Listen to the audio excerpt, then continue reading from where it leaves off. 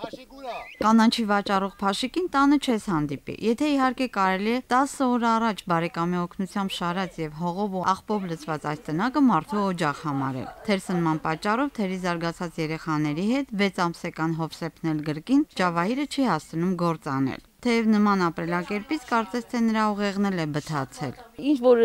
լավ մեր ձեռները կտանք երեխեքին կուտեն էլի։ Հարևանները հաճախ են օգնության ձեռք մեկնում, որ Ջավահիրենք դուրս գան սոցիալական ծանր վիճակից։ Համայնքի ղեկավարությունը նույնպես այս ընտանիքին աջակցում ու վարձերն է զիջում։ Սակայն ինչպես ասում են, սայլը տեղից չի շարժվում։ Մենակ մեկ չէ։ Ամբողջ գյուղապետարանն էլ է օգնել մի քանի անգամ, հոսանքի վարձի հարցում է օգնել, ջրի վարձի հարցով։ Ազգային փոքրամասնություն ներկայացնող այս բազմանդամ ընտանիքի կյանքն ավելի է դժվարացել, երբ տան հիմնական աշխատուժը շրջապատի կողմից հարգված ու սիրված Ռոստամը ծառայության է մեկնել։ Հայոց բանակում ծառայում շատ աշխատող խելոք երեխա է։ Օրը 5000 փող էր բերում, էլի մի օգնություն էր տալիս, այս 2 տարի է իրանց վիճակը вообще անտանելի է դարել։ Որ այդ մենք դաշտան նեղվում էր, ինքը այդ թասի բիրա մեջ կար, նեղվում էր, բան, խիպդի մենք սենց ապրենք, բան, գենջո խիպդի սենց ալնի, ասում էի ոչինչ, տղա ես գնա քեզ շորմոր, չէ, խանութից բանման գվեկալեր, խանութ են ունեցել, ասեր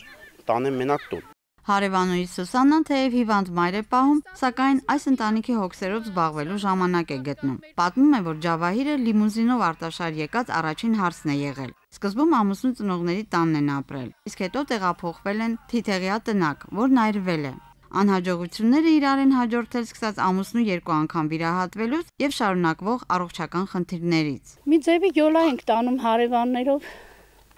Ուզում ենք, որ լավ լինի, մեղք են, իրանց վիճակը լավ չի։ Թերևս 2000 մետր հողամասից մի արդյունք կլիներ, սակայն գյուղում ռոռոկման ջրի խնդիր կա, ովքեր հնարավորություն ունեն սեփական հորերով են ջրում։ Մի քիչ տուն սարքեին, մի քիչ կարգավորեին, մի քիչ մեզի օգնեին։ Կարինե Վարդանյան, Ռուբեն Սարգսյան, Կարեն Թաթևոսյան, այսօր։